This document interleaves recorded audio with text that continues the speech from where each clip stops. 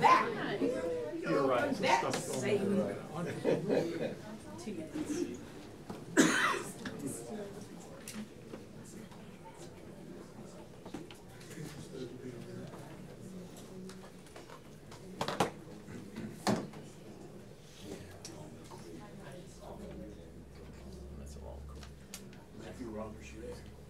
Matthew is not coming, but he should be right there. That's what I say. He's on the there. Are you there, Matthew? No. He was funny. He was they won't let me listen. They won't let me listen to closed session. You need to charge him about that because if we did closed session somewhere, I think they're we have talked about that. So yeah. No. Doesn't hurt. Look at him. Is Patricia here? Oh. No, we got one minute.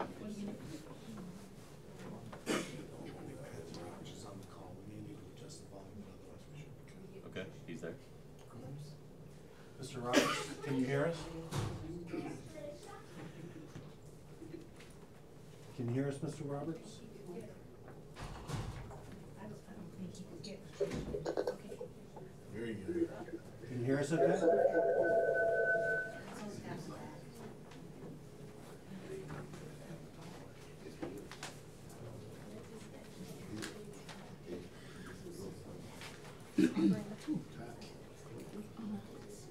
Mr. Roberts, are you there? Well, it's 7 o'clock, and I'm calling this business meeting of the Orange County Board of Education to order on this Monday, March the 11th. I will now read the public charge. Is he there? I won't worry about him. We're trying to, we have an absent board member, and we're trying to get him in on the phone. But I'm sure he'll say something in a minute. The Orange County Board of Education pledges to its citizens to conduct its business in a courteous and productive manner, showing respect for fellow board members, staff, and citizens.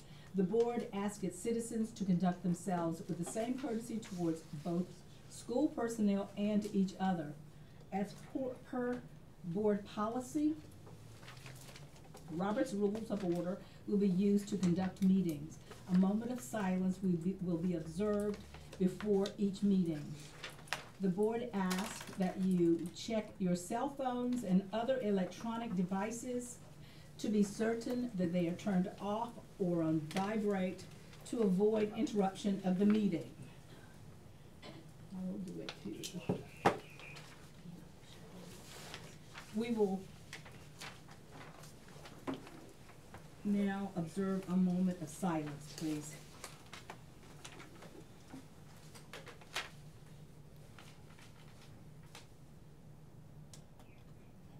Thank you. And now, well, Mr. Superintendent, I'll turn it to you. Thank you.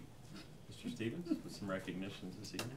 Tonight we have some recognitions hailing from Orange High. We have some FFA students, but first I'd like to bring up Mr. Cole Watkins, who will tell you about their recent accomplishment through FFA. Thank you all so much for inviting us here tonight. I asked this group of students back over the summer when we were starting to talk about preparing for livestock judging. I asked them, I said, what do y'all want to do this year? And they told me, they said, we want to go for it. We want to win states. So before school even started, we were meeting at local livestock facilities and meeting with local farmers and starting to go ahead and practice for livestock judging. And this group stayed with me the whole time, very dedicated group of young men and women. And they showed their dedication, they showed their skill at our livestock judging contest in November. Out of 89 other high school teams, they placed first in the state. Wow.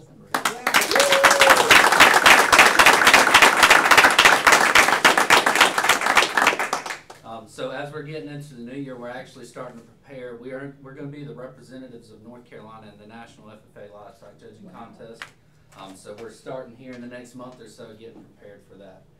But Brittany Bishop, we have Gray Palmer, Milosh McAdoo, Morgan Ray, and Kelly Finley on the team. Wow. Yes, we're so proud of y'all. So where would the Nationals be held? It'll be at Indianapolis at the FFA National Convention. Woo. Yes, sir. Could I ask if each student would stand up and tell us what their future plans are gonna be? I'm Brittany Bishop. I plan to be a registered nurse in the pediatric part of an emergency room. Wow. Oh, awesome. I'm Greg Palmer, and my plan after high school is to go out to the Midwest and judge livestock for the rest of my life and be in the livestock industry. Wow. Oh, your parents are gonna miss you. I'm Elish McAdoo. I'm a senior this year, so I'll be going to North Carolina A&T State University as a Cheatham White Scholar, which is a full ride to A&T. So I'm super excited about that this upcoming year. I'm sure your parents are too. Full ride. My name is Morgan Ray, and after high school, I plan to be a large animal veterinarian. Wow. My name is Kelly Finley, and after high school, I plan to pursue agricultural law and become an agricultural lawyer. Wow. Oh my. Well, I know, could you all, do you mind coming by? We'd like to.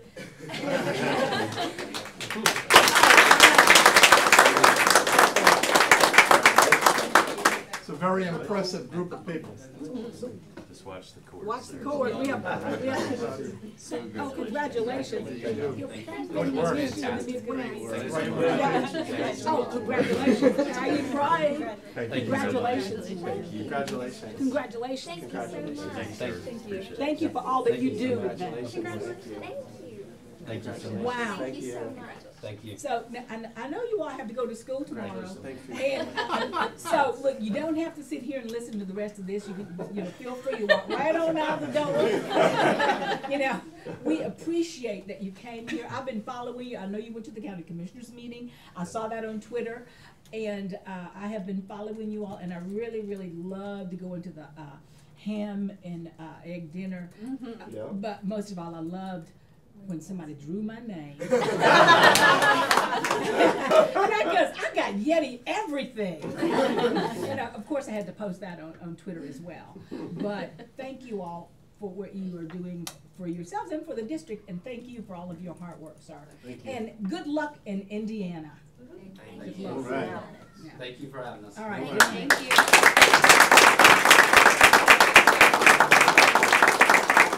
Thank you, parents, for taking the time out, because I know it was a dip in your schedule. We appreciate you coming out tonight. Thank you. All right. Thank you. Congratulations. Good night. See ya.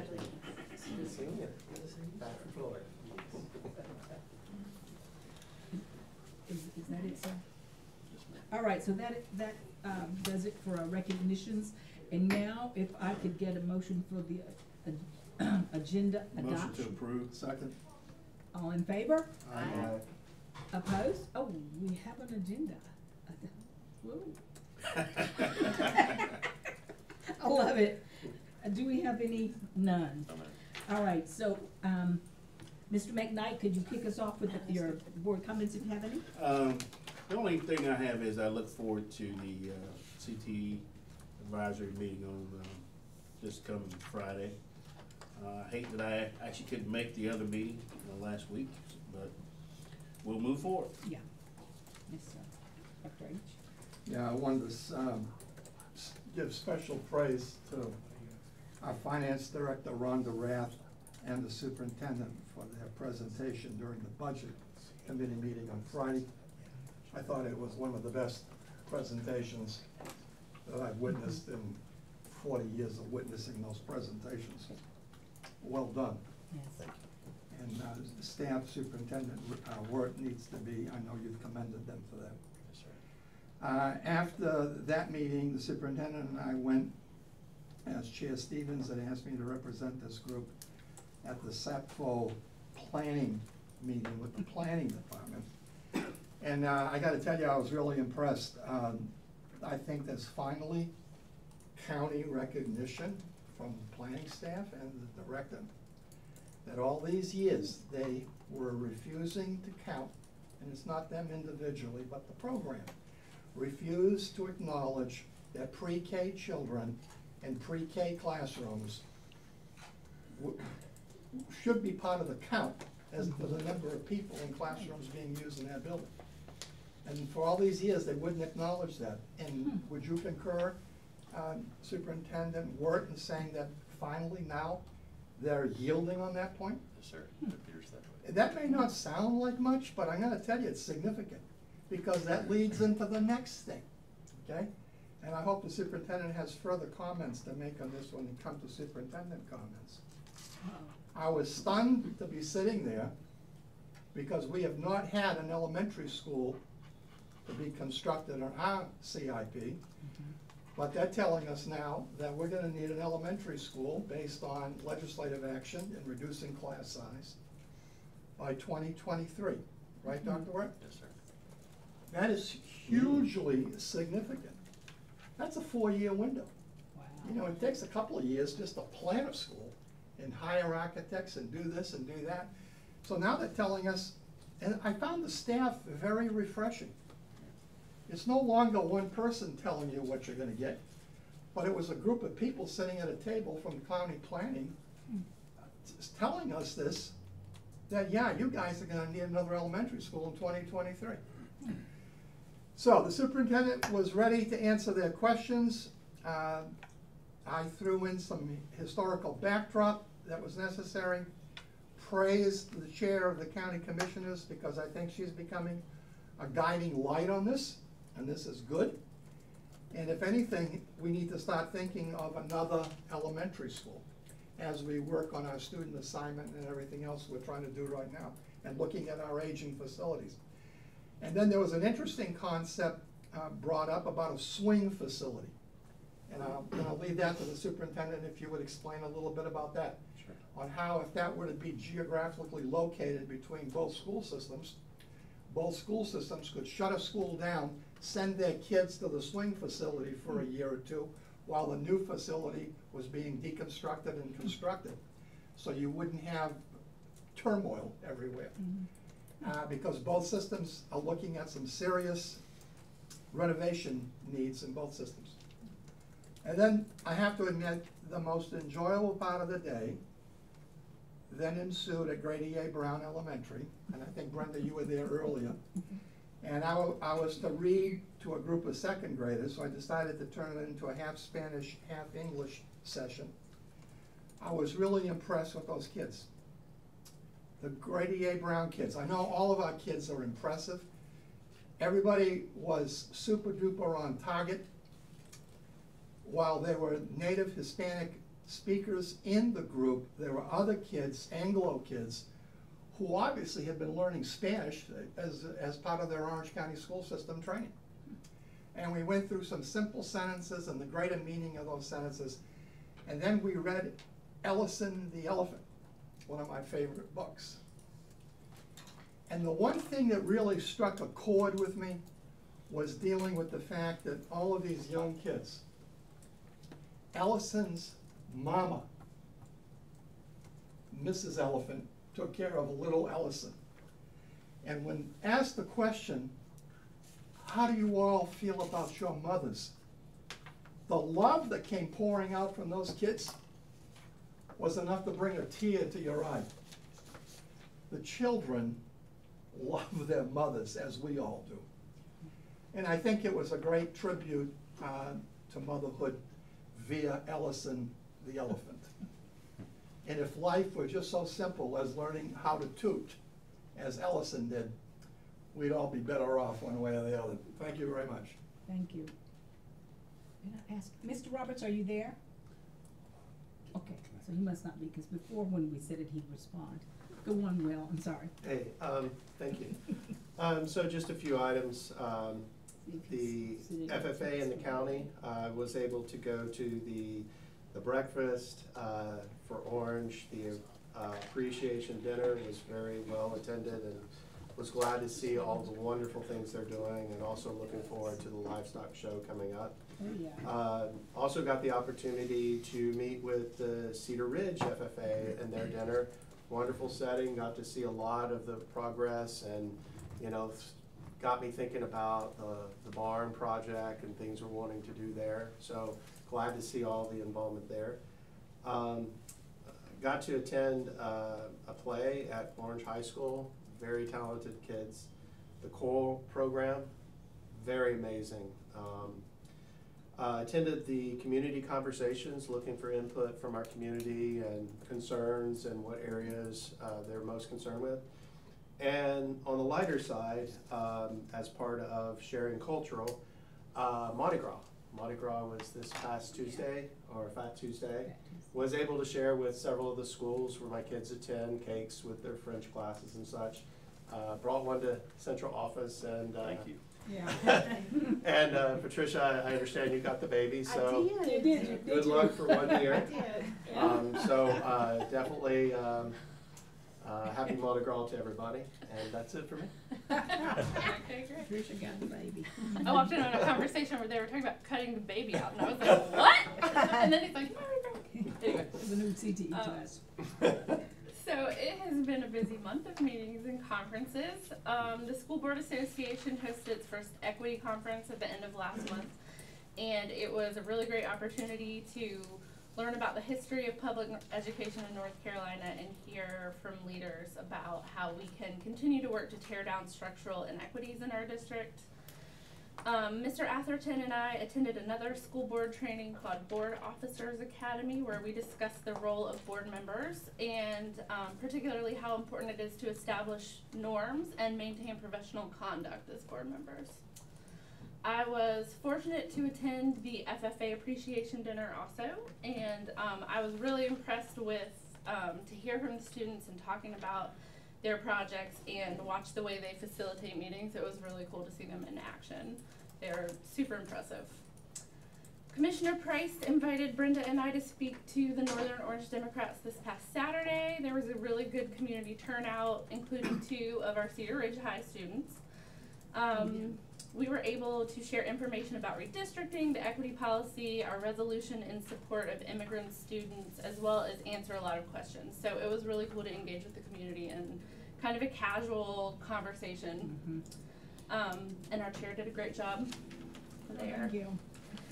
Finally, I attended a SHAC School Health Advisory Council meeting this morning, actually, and I shared my wish to better support breastfeeding employees or students in our district by establishing some more detailed procedures and expectations around the way that we provide lactation spaces in Orange County schools. I know everybody has really good intentions, but I think we can kind of tighten that up a little bit.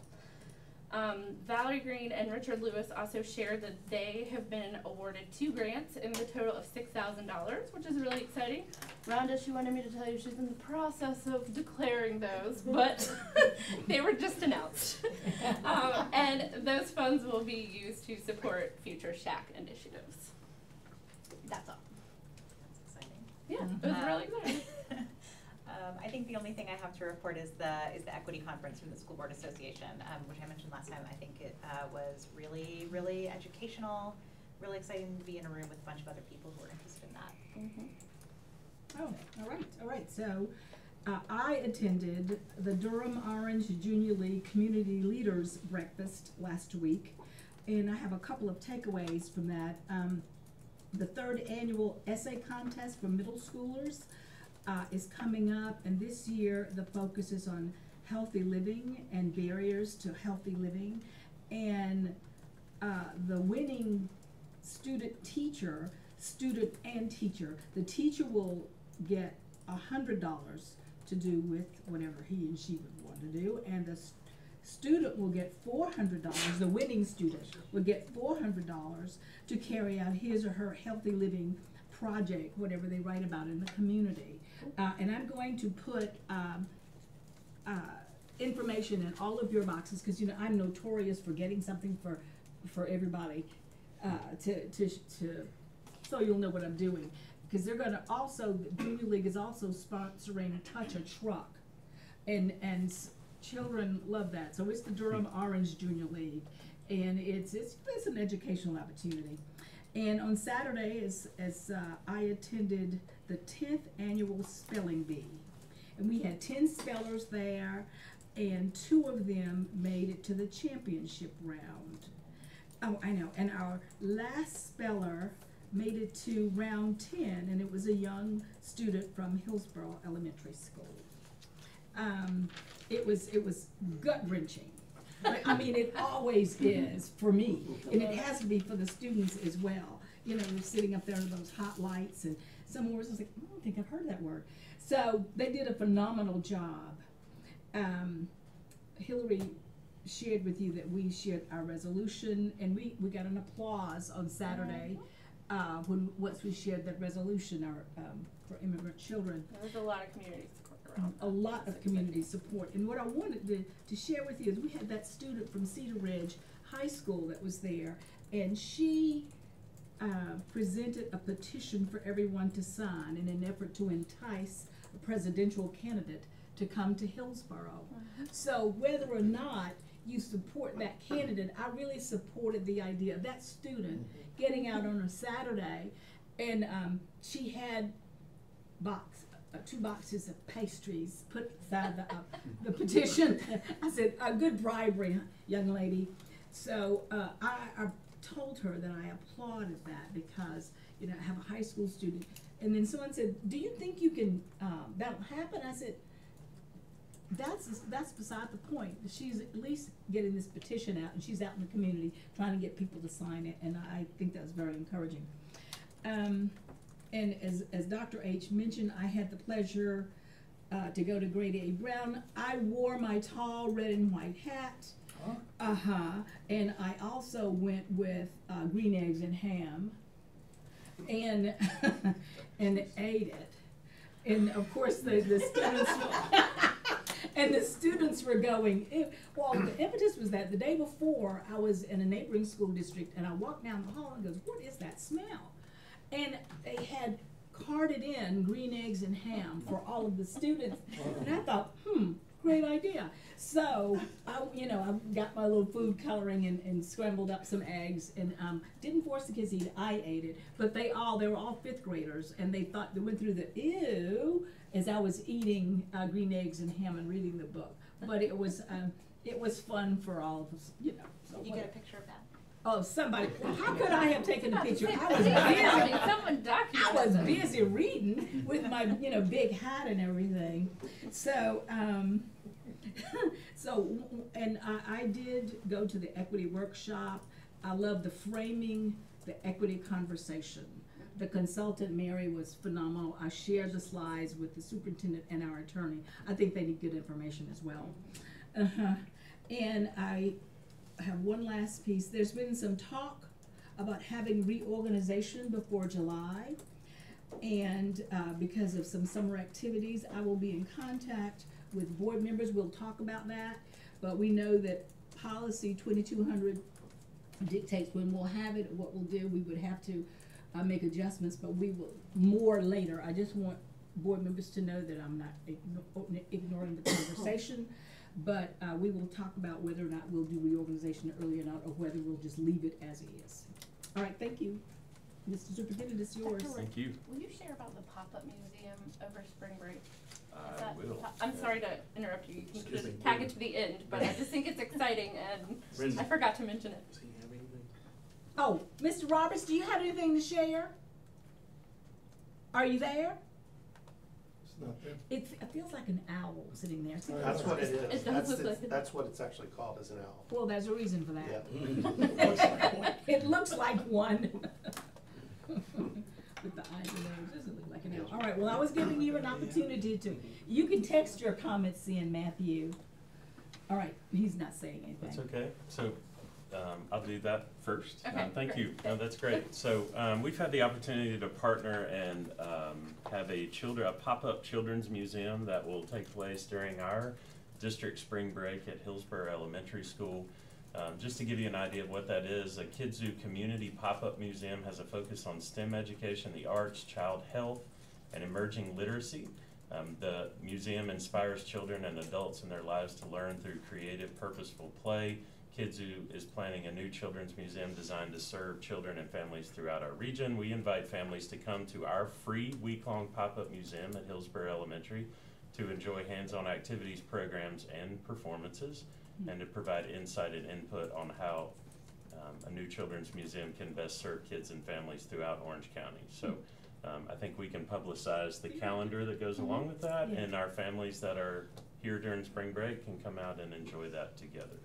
Thank you. Sure. Thank you. Speaking of green eggs and ham, last week we celebrated National School Breakfast Week. We don't serve those for breakfast, but it was a great opportunity for us to, number one, highlight our board's commitment to providing universal free breakfast to all elementary students in our district. It's just been a great commitment by our board, and I think a great service to our community as we try to fight child hunger issues that exist in our community, and I think our board has done an excellent job of taking a step that way. We also took it as an opportunity to recognize the outstanding child nutrition staff that we have, and you know, for those of you that you're out in schools, you see them, they cater events we do, and they're just a fantastic group, every single one of them, that have a lot of gifts and talents. You've seen some of their cakes and different things that they do as well. And they're so tasty. They are, and they look beautiful too. Oh, yeah. We also recently celebrated National School Social Worker Week. Just a really important group in our school community to recognize these individuals. We're very fortunate to have a social worker in each one of our schools in Orange County. Most districts around the state are unable to say that, but we have a group that just works tirelessly. They work in the school, with parents, in the community, on weekends, partnerships, providing food, providing resources, providing counseling, connecting our families to community agencies. It's just a position that we frankly could not do without, so we certainly celebrate those folks. And I will touch on a few of the things that Dr. Halkiotis asked me to. We did attend the Joint Facilities Action Committee, I think is what it's called. We did get an update on SAPFO, as Dr. Halkiotis mentioned. We are staring at a new school. So that happened because we made adjustments. The county made adjustments to the formula based on the K-3 class size legislation, which has impacted how they calculate capacity for our schools.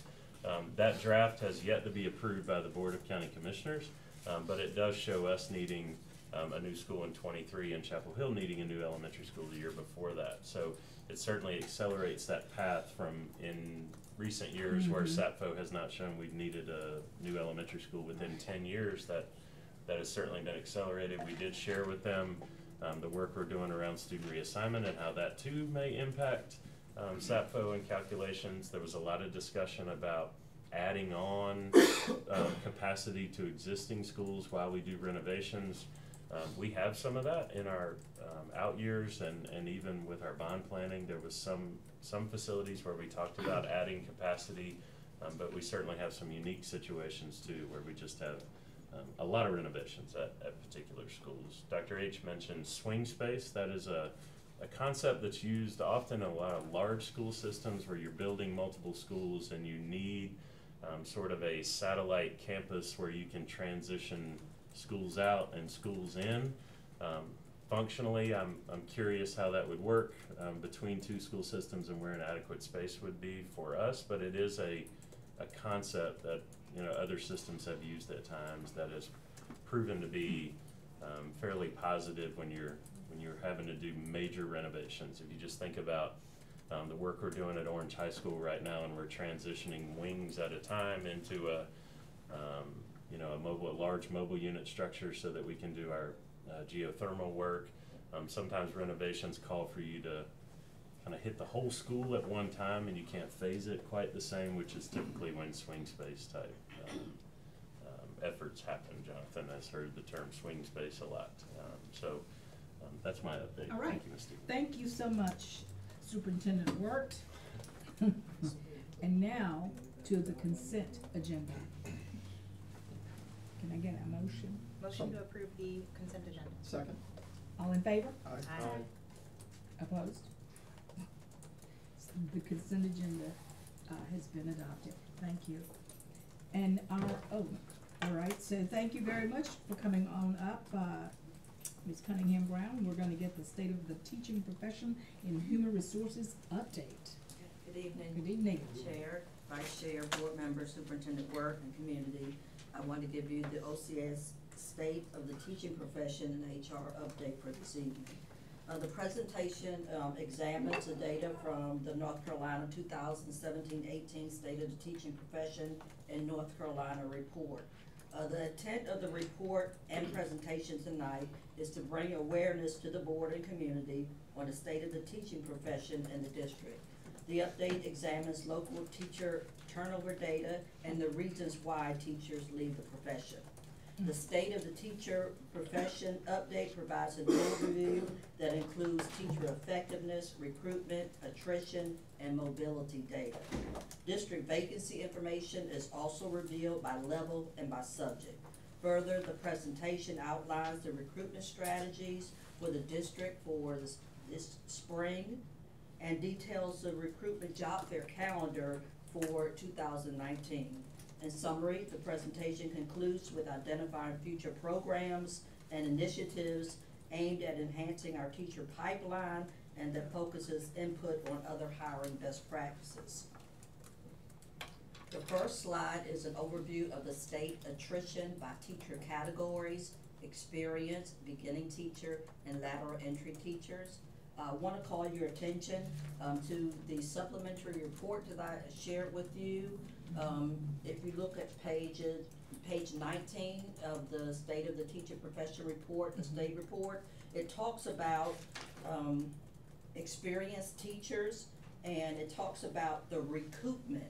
And so for our experienced teachers, the report gave kudos to our school district and our principals, because our principals have done an outstanding job. As teachers leave and resign and retire, they have done an outstanding job with rehiring experienced teachers. And so that was noted in the report. This slide gives you an overview of our attrition and mobility for the district. Again, I want to remind you that the attrition is teachers that leave the state or the school district, and mobility shows where teachers are moving within the state. So it gives you an overview of our data from 2015 to 2017-18.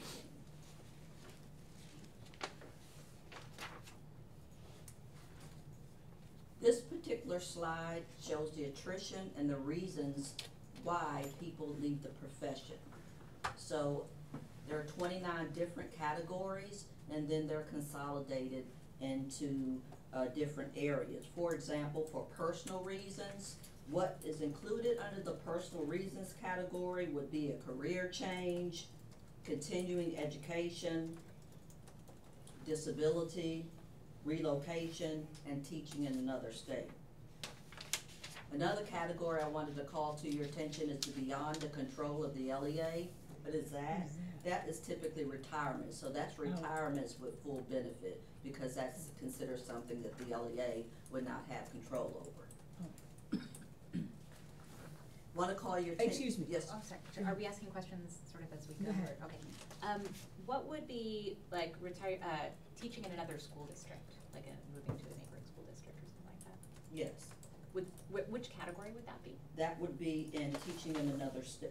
You said teaching in another state or another school district? Local, like a North Carolina school district. That would be in that same personal reasons. Personal reasons. Yes. This particular slide gives you an overview of the vacancies by subject area. And it showed our number of vacancies, for example, in our court areas, 6, exceptional children 3, and then it breaks it down by K-5 and also 6 to 8. So can you give a little context on the 1.5? Is that covering, I mean, can't have half a person. So But we have half positions sometimes. Yeah. So that just means it's a short, instead of a full year, it's a Right. partial coverage? Yes. Or it could be 50% all year. Yes. Yeah. Okay. Oh, yeah, that's right. The next slide is the 9 to 12, and again, gives you the number of vacancies. I also have some information just to give you where we are for vacancies at this point. Okay.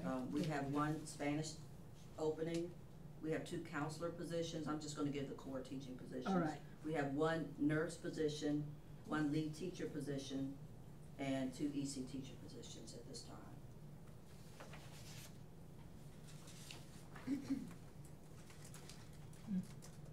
The spring recruitment, this is a tentative list of our spring recruitment events. As we get new events in, we add to the list. We vet that particular event to see how successful we were in the past. And then we make a decision whether or not we'll go to that particular event. Again, this past weekend, we went to a regional job fair of 12 LEAs in our RISA area. Typically, that particular job fair estimates about 3,000 teachers attend that, and that was conducted in Durham. For example, today, several of our HR representatives were at UNC Wilmington recruiting today. Oh, Yes, sir. Go ahead. Do you know offhand how many actual teacher-ready graduates do all the universities in North Carolina produce every year? Ballpark number. Do they produce that many? No, I don't know the number, but I know that we do not produce enough teachers that graduate in North Carolina To fill the vacancies. to fill the vacancies for North Carolina. So we're heavily reliant on out-of-state people coming in. Yes, sir. All right, and I have a couple of questions.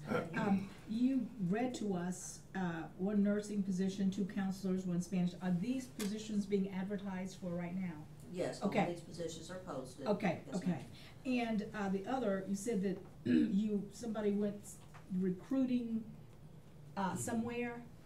Or do we have any bites? You know, how do you measure that? Did you have 2 or 3 people to come to the table and say, perhaps I'm interested in coming to OCS, or? Yes, what generally happens at the fair, if it's an open fair, then candidates come in, they visit the different tables. At the job fair, say for example, that we went to in Durham, we would get 200 or 300 resumes.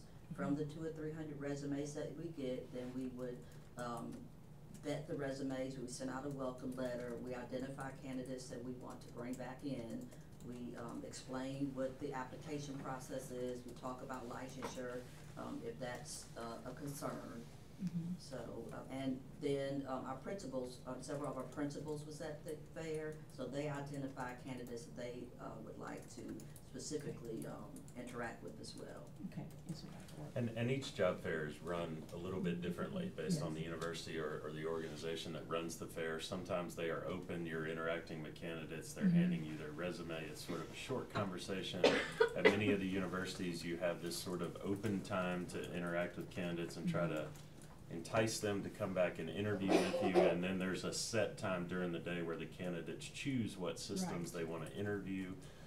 Historically, when we do that, I mean, we conduct interviews, just like last year, if you remember when we had the showcase for EC candidates, those candidates that we brought in for that showcase were those that we had identified at various job fairs, brought them back in, they spent time with us, and we ended up hiring several of those folks. That was new and good work that Teresa and her team did, but every job fair is a little bit different in how they function.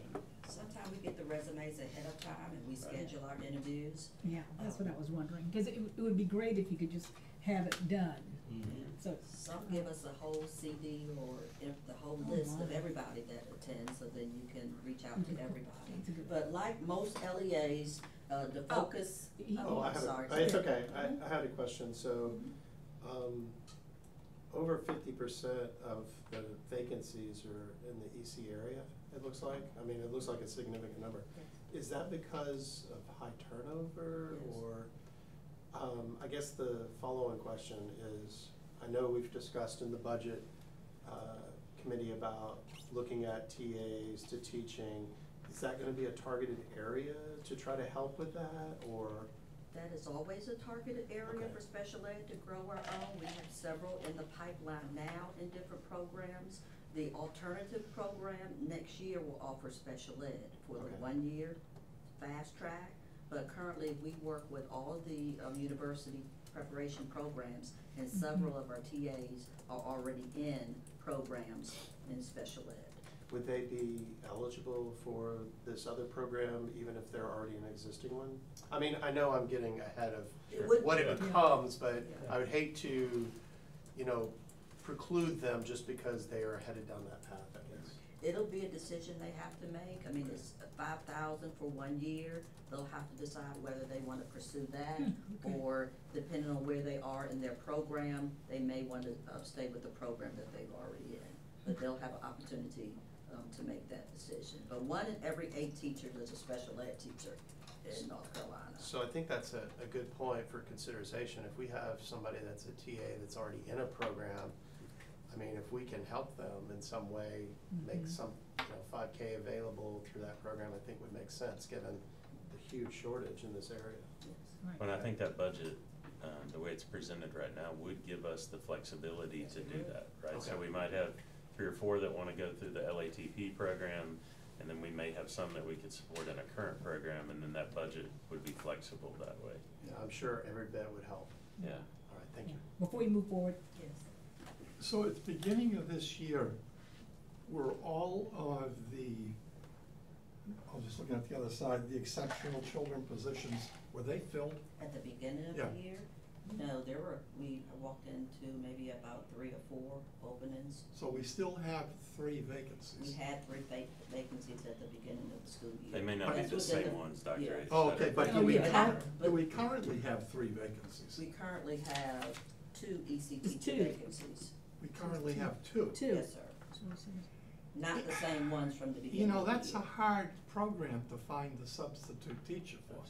Yeah, So what do you do? So I think this is important because it gives more relevance and credence to what we're gonna be hearing in the budget presentation in a few minutes.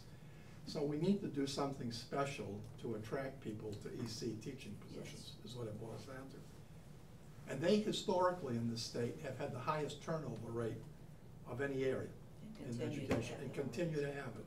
Yes, sir. Let's see.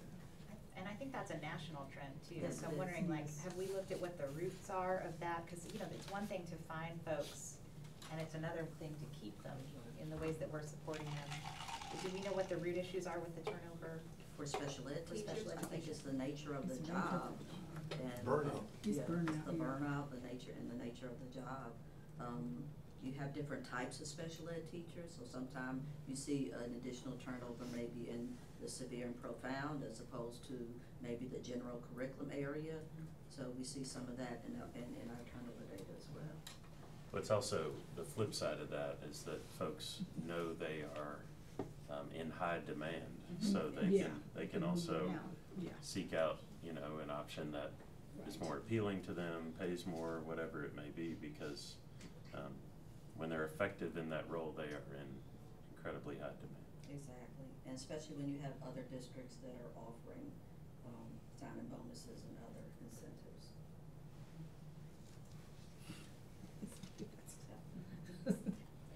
The state Okay. report, our data is pretty similar to the state data. The focus should be on the front line, bringing teachers into the profession and coming up with strategies on how to increase our pipeline of teachers. I agree with the information that Tom Tomberlin presented for the state teacher, state of the teacher with regards to looking at more ways that we can open the pipeline to who is eligible to become a teacher. And that's where programs like the Grow Your Own program, our TA initiative, is very, very important.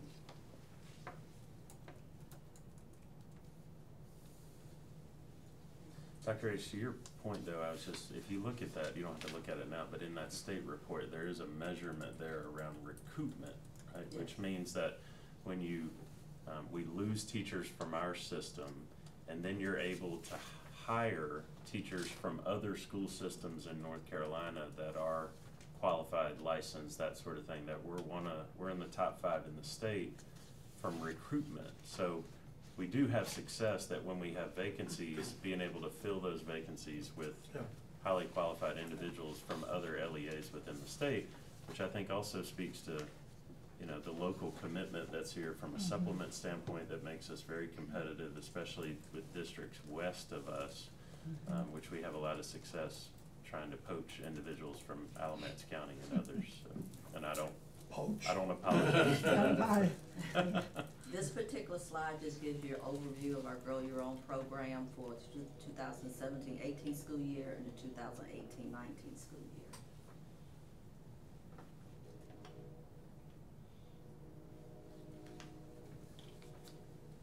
This particular slide just talks about some of our recruitment strategies. Dr. Work talked about the special ed showcase.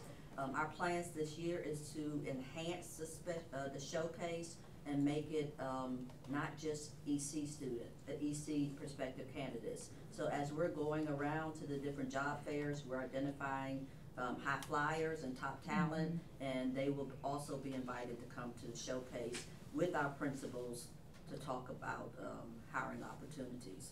We are offering early contracts this year, particularly the special ed. We'll be keeping our eye out for the special ed candidates. We are continue to work with our university partners. Every year, since I've been here, we've invited ECU teaching fellows to come in and spend a day with us. We're continuing to partner with Elon and Central, not only on their student education programs, but also some of their grant programs. So we were one of the partners with NC Central on one of the recent grants with regards to hiring teachers. We're doing virtual job fairs. It's just a variety of things. It's not just one. I think the most important strategy that we have in place right now is our student teacher program. Student teachers get to come in, our principals and staff members get to interact with student teachers, and they are, you know, a best strategy with regards to hiring teachers to come into the district. Our TAs is another group that I think is a great strategy because they're from the community and they know the community.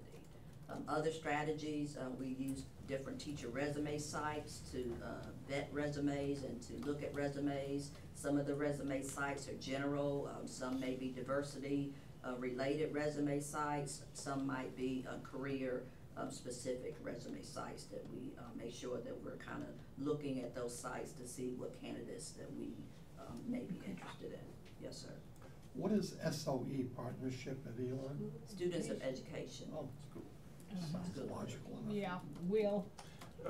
Is there any referral programs that we offer? Like, you know, we have a referral for bus drivers and things like that. Do we have any for teachers or? We don't currently have a referral program, but I like that idea. It's certainly something that we can explore. Ms. McKnight. Where are most of our student teachers coming from? Which universities at this point? Central, Elon, Winston-Salem. I mean, we have some from UNC. We have some from UNC, such as colleges that are really close by. Next week, I mean, obviously I have a bias, but next week's an important job fair for us at Elon from a special education standpoint, because there is a large majority of their elementary ed majors that are double majors in special education as well, and a number of those candidates also have minors in social justice. So again, I know I have a bias, but we have had success in recruiting special ed candidates from Elon. So it's just a unique major situation that they do there that makes those candidates highly attractive to us, and they're fairly local. The last bullet point on this particular slide talks about our OCS human capital team. I was fortunate enough to be invited by the state to get training in human capital management, or add additional training, had already received some, with a group of 4 other LEAs in the state to Atlanta. And we came back to our local RESA and shared that information, and we created an Orange County Schools human capital team, and we'll be working with our principals and other hiring managers around our framework for human capital management and some of the challenges and barriers that our principals face with regards to recruitment. Can I ask a follow-up question about that? What was the program, and I'm curious whether that had any particular training around increasing the diversity of our teachers? Yes, that was the biggest focus of the initiative, principals around recruiting for diversity. Do you learn any new strategies? Not really any new strategies. Okay. No, I can't say that I learned any new strategies. Okay. But it was just nice to be able to network with other districts to see some small things that they might be doing and how we might be able to implement those into our practices. So this is going to be a continued group as part of our HR initiative. So it'll be a continued group. And again, it's on, I think, even more than the strategies, is identifying the barriers and helping our principals become human capital leaders. So one of the things that we'll be doing with our human capital team is doing human capital and recruitment walkthroughs and conversations with our principals, and then talking to some of our high needs principals individually to find out what their challenges and barriers are. Now, we talked very candidly as a group about hiring for diversity and some of the challenges people face when they might be only one person of color and they're sitting across the table from a recruitment interview team and nobody looks like them. So we talked about some of the real world impacts of that, and I think the relationship and the referrals is another thing that works well with regards to diversity hiring. The last, I think one of the last one or two slides is just going back to some of the challenges that we face. And again, these challenges are not just Orange County Schools challenges. When you look at our teacher salary for North Carolina, when I shared some information back about a year or two ago, we were 46, and now we're 37th in 2018. So a lot of work to do around recruitment and retention. And then I also want to call your attention to the fact that in a couple years that your retirement health benefit won't become automatic part of your benefit package. And so those are things that we continue have to look at and find ways to work with our leaders in Raleigh to revisit some of those things. I know that they're already talking about looking at a longevity pay, maybe considering putting a longevity pay back in for teachers. I know there's also some conversation about adding the master's pay. So some of the challenges that we face are things that have been done to us. So, you have to work around the challenges that you have and find eliminate where the limits are. Yeah, both of you. Go ahead. Okay, thank you. So one of the bullets here you have are minority teachers are overwhelmingly working in high poverty, high minority, and urban communities. And I've seen that too, and I think when I've talked to people about that, a lot of that is out of a desire to serve students who look like you and that sort of idea. And I'm curious, like, similar to DC teachers, I think, a really talented teacher of color is like gonna have a lot of options. So like a lot of options. And so I'm curious, like, what's our pitch? Like, what, as a district, and this might be broader than just for teachers of color, this may just be generally, but like, what's Orange County's pitch as a district when you meet top some candidates? of the my elevator speech is we live in a community that values education. We have an awesome beginning teacher support program. We offer lots of directed staff development for beginning teachers. You have a mentor for 2 years and a coach the 3rd year. We offer not only opportunities to develop as a curriculum leader, we also have some social programs that help people network and learn about the community. We have a lot of choice in our district. We are a small district. There are benefits, lots of benefits to being in a small district. There's a lot of choice. I mean, we have a global elementary school. We have a Spanish immersion elementary school. So that's part of the cell. Part of the cell's opportunities to grow in a small district. Special ed, you can specialize in the type of special ed teacher you want to be. And there's opportunities, I think, in a small district to grow that may be more difficult in a large district. For a minority person, it's just the opportunity to come to be part of a community that values education and values diversity. We talk about our community being a top choice for families and a top choice for students. How we demonstrate that is through our principals, through our cabinet leaders. Everybody's always talking about recruitment. So recruitment is not just something that Teresa talks about.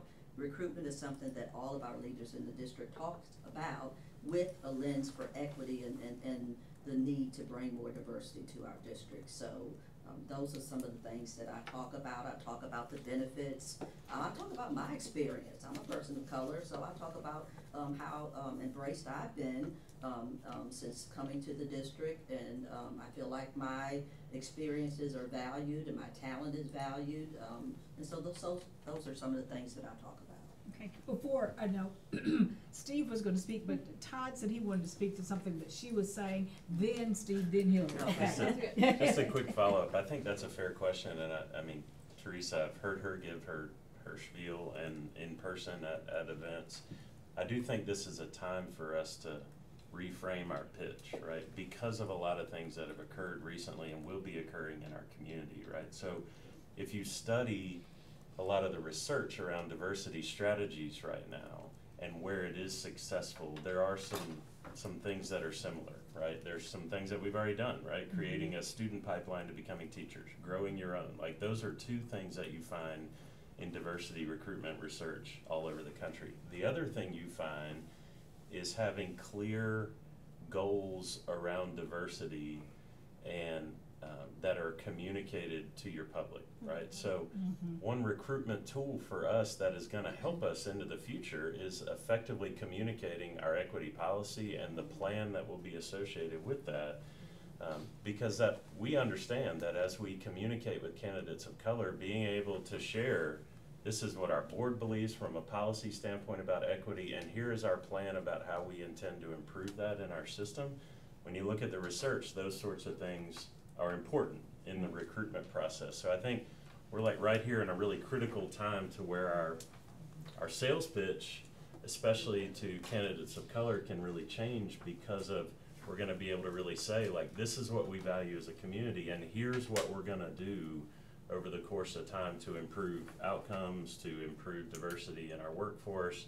Like, those sorts of commitments publicly certainly mean a lot. And, you know, candidates do their homework, right? They also know the experiences that we've had as a community in the last couple of years here as well, right? And they know things that face this community with, you know, events that happen downtown and flags that fly on Highway 70, and candidates know that. They do their homework. They're smart when they're choosing us. So we've got to be even more effective in how we communicate what's in our policy now and what that plan will be, and the types of training you'll get, the types of support you'll get. Teresa's already even talking about, you know, affinity groups in the system for teachers of color and different groups to provide support systems. So to be able to share those sorts of things as well will really change that pitch in a lot of ways. So you mentioned the disappearance of the healthcare plan for, okay? Did you also mention the fact that, correct me if I'm wrong on this, they're doing away with the state retirement plan as it currently exists, are they not? They have not completely done that. They've obviously added the pension spiking issue that is going to start putting that on the employee. So if you're hired after a certain date, when you retire, if you're earning over a certain amount, then the employee would have to repay that. But they have not at this point done away with participation in the retirement system. There was a talk about doing away with one of the options. You know, when you retire, you get to pick different options. So there was a conversation early on about doing away with one of the options, but it hasn't got much traction. Well, the fellow who's in charge of the state retirement plan is always complaining about it's time limited, the money's not going to be there, blah, blah, blah. This goes on and on and on. And I thought there was a significant discussion going on that you could go and invest in a 401k and your system could put something in and blah, blah, blah. Well, anyway, all of that is over there because you're trying to get back money for folks with a master's degree, which these people stopped doing, the conservatives and all that. And yet charter schools, and correct me if I'm wrong on this, charter schools are not limited to hiring teachers on the North Carolina salary schedule for teachers. They can hire. They can. First of all, they can hire a certain percentage that are not licensed. So that's one. But they don't have to follow the state salary schedule. I don't believe they do. So they can pay people with a master's degree. Yeah. Right. Because they've hired away, some of our teachers have gone to one big one over there in Durham, and they paid them $5,000 or $6,000 a year more, and I don't fault the people for leaving. But they can also pay them for the master's degree, so I'm just trying to point out the latent hypocrisy in all of this stuff. So people in the public sector can't get paid for their master's degree, but in the charter school sector you can. There's something terribly wrong with that, you know? It's not your fault, I'm just saying, there's something wrong with this picture. And then the final slide just. I'm sorry, Yes. can I make a comment? Yeah, go ahead. I wanted to say much of the same thing Dr. Wirt said, was that our HR pitch, you know, hopefully will evolve as we create this equity plan, and we're very intentional about, you know, expressing our value as a district in hiring a diverse workforce. And the only thing I would challenge about what you said, Dr. Wirt, was that you were saying it was really important as we were talking to, you know, recruiting candidates of color, but I think it's equally important to emphasize that to all of our candidates, so that as we are bringing on new folks, they are buying into our equity plan and buying into the culture that we are saying that is in line with our vision. And I think that in terms of creating a culture where our teachers of color feel comfortable, it's certainly just as important that the white employees we have are of that mind frame. So just wanted to add that. Thank you. Some of the future things that we are exploring, we talked about the competitive tuition assistance program. We talked about that recently at the budget meeting with the request to add some funds for the alternative licensure program. We are always looking at ways to enhance our support for beginning teachers, because that's our future, the beginning teachers. Special ed sign-up bonus was another thing that was wrapped around in that business case for talent management. The Director of Recruitment and Talent Management, we had some initial conversations, and thank you for the feedback that you provided with me with regards to the business case in general. And then that initiative would also include the work that we want to do with the retention task force and bring in some of our community members in to engage with us. All right. Do you have any more questions? Thank you. Thank you. Thank you very much. We appreciate it. All right, so next up is Superintendent Wirt. But is it really?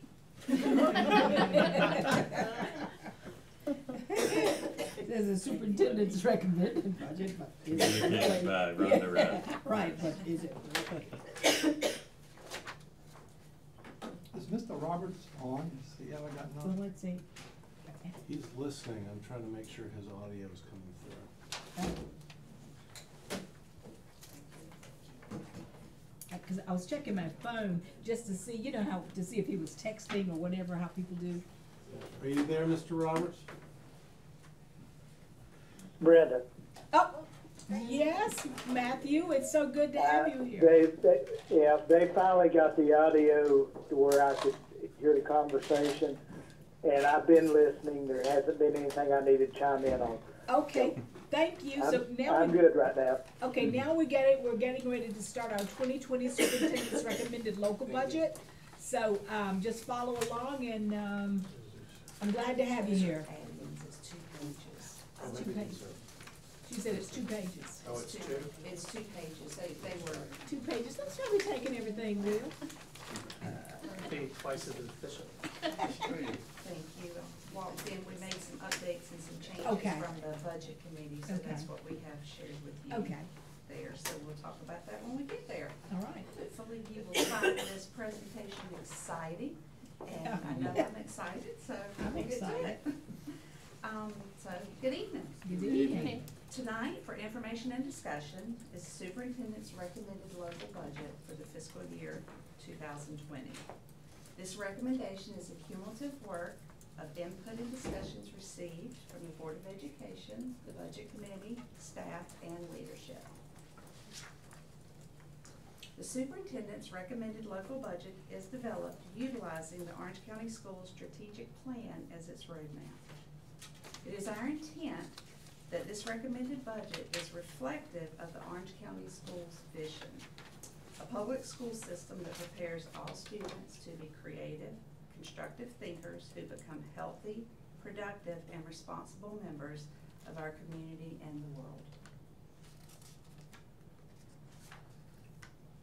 I would like to begin the presentation with a few highlights of the 2018-19 school year, reflecting the great things happening in Orange County schools.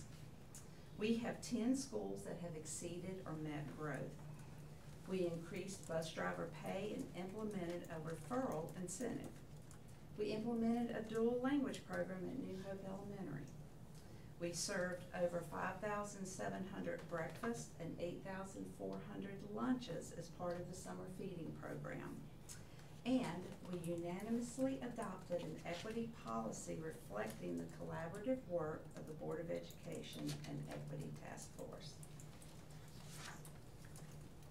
As we begin planning for the upcoming year and discussing what we want to budget for, it is informative to see the blueprint of the previous year, which is what is before you now. As you are well aware and can see based on our current budget, a large percentage of our budget is supportive of salaries and wages and benefits, actually approximately 66%. Approximately 9% of our budget currently represents the flow-through of charter school reimbursements. 18.5% supports purchase services, which is made up of contracted services, utilities, insurance, workshops, and travel. 4.6% supports supplies and materials for things such as books, paper, fuel, tires, furniture, and equipment. And finally, 2.2% supports capital outlay, which represents the fund balance appropriations from our local fund for the safety and security work, as well as the corporate drive upfit. Orange County schools are funded based on average daily membership, or you'll hear us a lot of times call that ADM. Now I'm going to kind of give you a quick synopsis of how that is calculated. So the total number of school days in a given term, which is usually a school month or a year, is that a student's name is on the current roll of a class, regardless of them being present, is the number of days in membership for that student. So the average daily membership for each school month is based on the sum of the number of the days in membership divided by the number of days in the school month. State Statute 115, Article 14 requires that if a student attends a charter school, the local school administrative unit in which the child resides shall transfer to the charter school an amount equal to the per pupil share of the local current expense fund of the local administrative unit for that fiscal year. As you can see on the data pictured here in this graph, Orange County Schools' average daily membership was fairly consistent up to the 2018-19 school year, where we experienced a decrease of approximately 200 students. On the flip side, charter students have steadily increased to a projected number of 850 by the 2019-20 school year. Can I ask a quick question on that? It's curious to me that the ADM is projected to go up next year and that the charters are expected to go up next year, because that's different than previous years. It was like, you know, taking from Orange County schools to go to the charters. Is that like growth in population?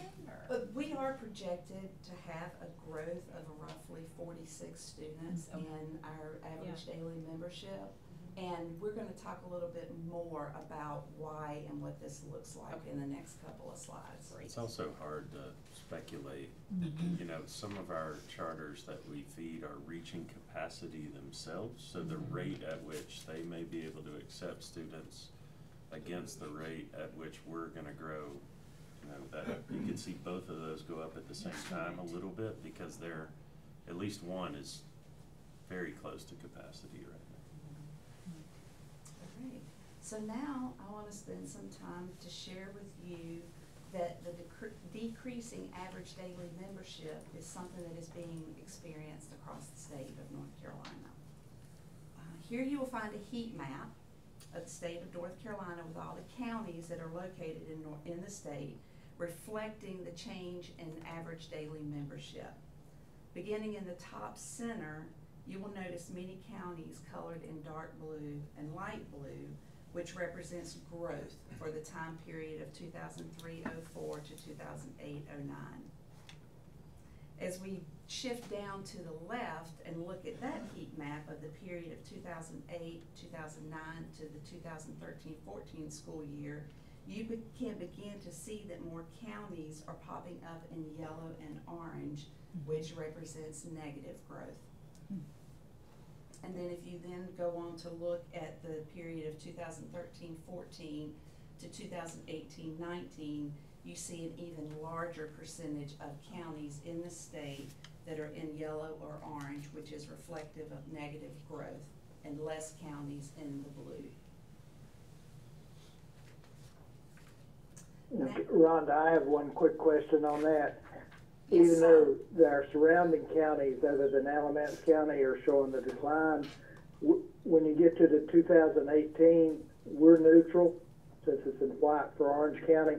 That is correct. Okay, so if worst case, we're staying where we are. Based upon this, yes. And that is Okay. reflective of the actual numbers for the 2018-19 school year. Yeah, so the key on that is, yes, other counties are declining, but at worst case, we're neutral. Correct. For the time period reflected there. Yeah. She said it again. Now we'll take a look at the percentage of public school students in membership in charter schools. And here are three heat maps again, reflective of the counties throughout the state. Beginning at the top center, you'll see that for the period of 2011 and 2012, very few counties in North Carolina had greater than 4% of their students enrolled in charter schools. As you begin looking and transition over to the 2017-2018 school year map, you will see that more counties are experiencing loss of students to charter schools from up to 8% to up to 52% of their population.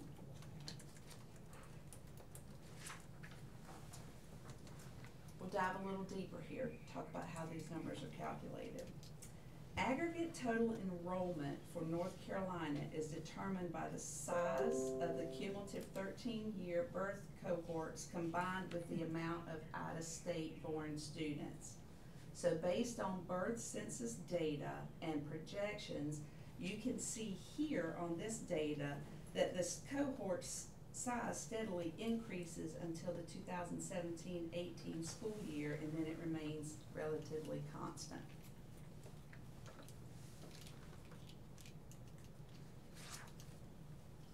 Now let's take a look at the changes in the ages of the population. We're going to start with looking at the change in the population for ages 0 to 4. The black line here depicts the population, and as you can see, the population is continuing to grow. But you will notice that the change in the population within the 0 to age group falls well below that seen in 2000. And actually is not projected to get back to that level through 2038.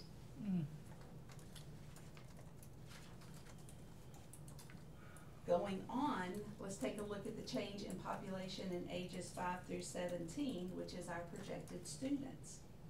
Again, the solid line reflects the total population, which as we can see is continuing to grow and show increase, but while the age group of 15 to 17 actually wanes. It is informative to see that we aren't projected to see any movement to the positive until 2020.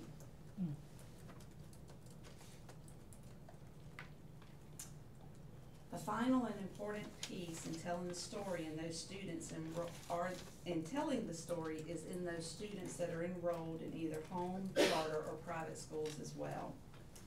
Here you can see the actual number of North Carolina students attending home schools, that's depicted by the blue bar, charter schools, which is depicted by the green bar, and private schools, which are depicted in the red for the period of 2008 through 2018. An interesting data point is the striking increase in homeschool students, which historically has remained relatively flat. The state currently has over 100,000 students attending charter and private schools, while approximately 130,000 are homeschooled. And this is data reflective of the entire state. What was the numbers again, please? 100,000 students, a little over, attending charter and private schools, and roughly 130,000 are homeschooled. And do we know those numbers for Orange County schools? Orange County district? Schools approximately has 700 students that are homeschooled, and our charter schools are up to 843, and I do not know the number of private schools. Do we know if the homeschooling is increasing in a similar way to what we're seeing here? I was I surprised do by not that when I know. knew about the charter schools. I didn't know about the I homeschooling. do not, I'm sorry, I do not know the answer, but we can get the answer for that. So 700 students in the Orange County School District are Yes. homeschooled? Not the whole county, just our school The district? whole county. The whole county. Oh, okay, The all whole right. county. Oh, The whole county. Because it sounded like it was, I'm Orange sorry County. if I put Okay, it to okay. that, it is So for it's- the entire county of but do we Orange. know how many in the Orange County School District are homeschooled? No, we do not Okay. know That- that. We don't at this time. I mean, we would have to go sort of student by student and look at the address that's associated with that homeschool student, but Andrew could certainly do that if we needed to. Yes, sir. I think this is really interesting because I thought that it was at a meeting a few months ago that the state seemingly didn't know very much about the number of students being homeschooled. They weren't, it seemed like somebody had told us they weren't being tracked. The state seemingly didn't care. Are these people eligible for vouchers if they homeschool their children? I do not know the answer to that. No, I'm just curious. Jonathan, do you know? I'm not positive. I think the answer is yes, but I'm not positive. I'd have to You check think that. it's yes? Yeah, but I have to check that. Because I'm stunned that there are 130,000 homeschooled and 100,000 charter. You would think it'd be the other way around. That's interesting. Yes. Okay. Brenda, Yes. Brenda, can y'all hear me? Yes, On we the can. homeschool thing, that when a child is homeschooled and they pick them up, there's actually a website that you sign your child up on for that, the way I understand it. Now, the next question I would have along that line would be, how many of those homeschool students re-enter our school system? Is it in middle school or high school?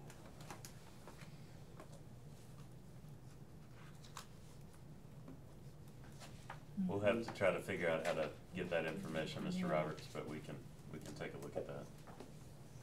Okay, thank you. Yes, sir. Okay. Okay. Moving on.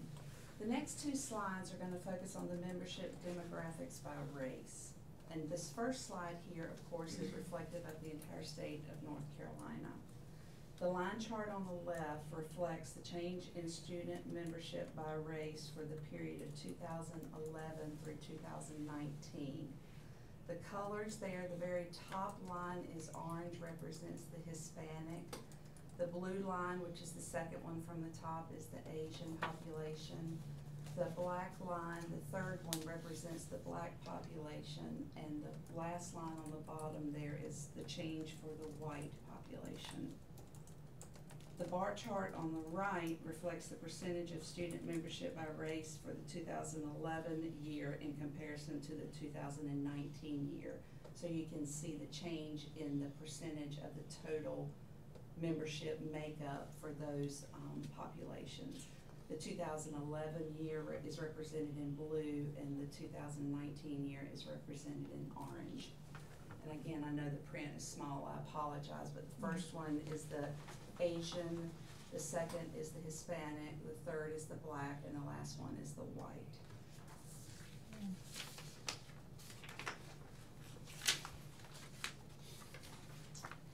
Now let's take a look at what that data looks like for Orange County schools.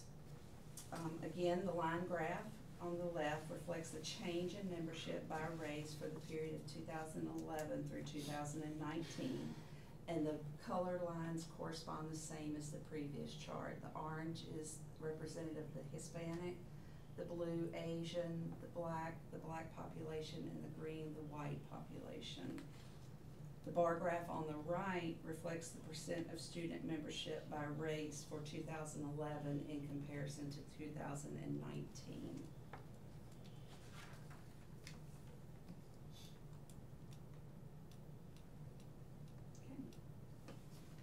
House Bill 90 was passed into law in February of 2018, allowing districts the ability to phase in the K through 3 class size mandates. As Orange County school staff began hearing more evidence that the class size legislation would become a state mandate, we began making decisions to allot classroom teachers based on the mandated class sizes. As a result, you can see that our class size ratios are currently at the mandate. Therefore, no additional budget will be needed to support this legislation. I said this in the budget committee, but this is wonderful because our counterparts are requesting currently 30 teachers in classrooms to meet this, where our district was able to manage this through sacrifice, looking at how to change the programs to get to that, where we're not standing before the county asking for such a large change on something that wasn't. Right, well, we planned ahead. Yes. That's what you do when you plan ahead. That's right. If you know something is coming, it's just Yeah. like, if you know a storm's coming, you don't wait till it gets here and board up your windows, you know it's coming. So, and it's a storm. So we planned ahead, and that's what good planning will get you. Thanks. Thank you. The next slide is the one that we walked in, where we had an update since this was published last week, and so you should have a more current one in front of you. Since our last discussion, DPI has released its projected average daily membership for the 2019-2020 school year, and we are projected to increase 43 students, taking us to 7,388. Additionally, we've been able to determine that 97 students have been categorized as out of district. When you factor in our charter students at a January actual of 843, our total student base projected for fiscal year 2020 is 8,134. And this is important because this is how our funding is determined from the county and from the state. It's based on a per pupil basis. The current per pupil funding that has been provided by Orange County is $4,165 per student. At a student base of the 8,134, it will generate local funds for us equivalent to $33.9 million. We also receive funds from civil penalties in Orange County. This includes things such as driving infractions, court costs, and drug seizures. Factoring those projected funds in, our grand total funding that we are projecting at this time is $34.1 million. So now we'll look at the other side of the equation.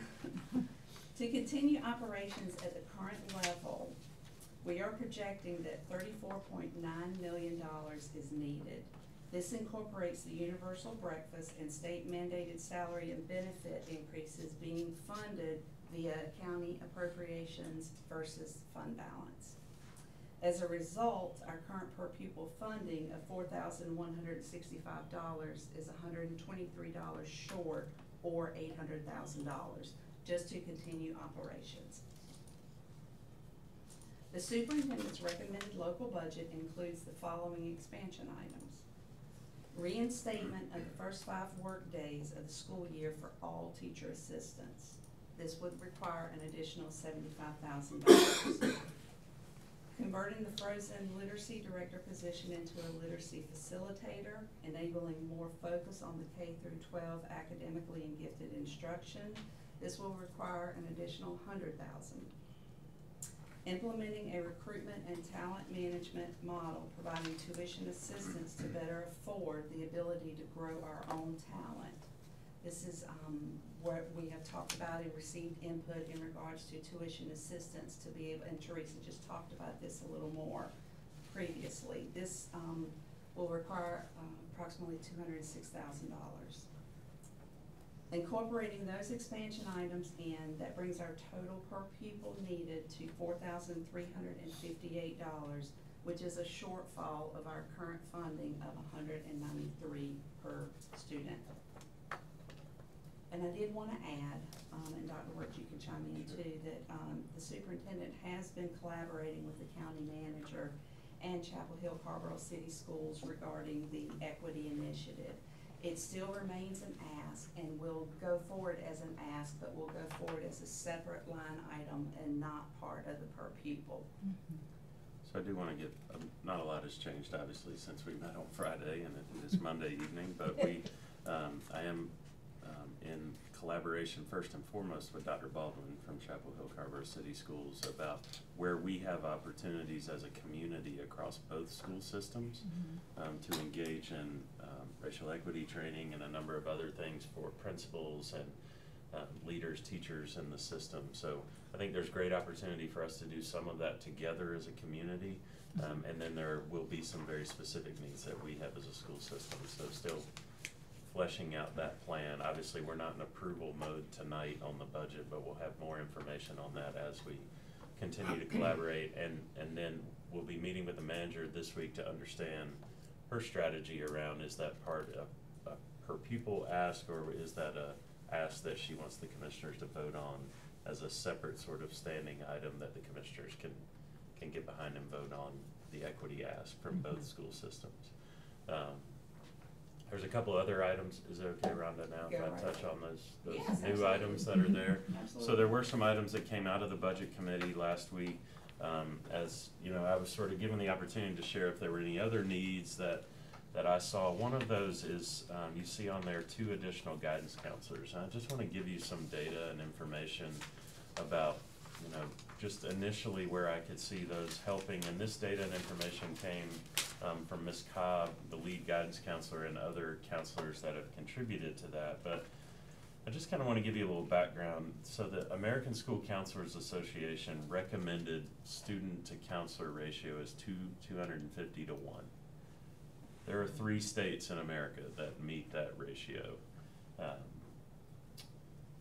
The North Carolina average is 378 to 1.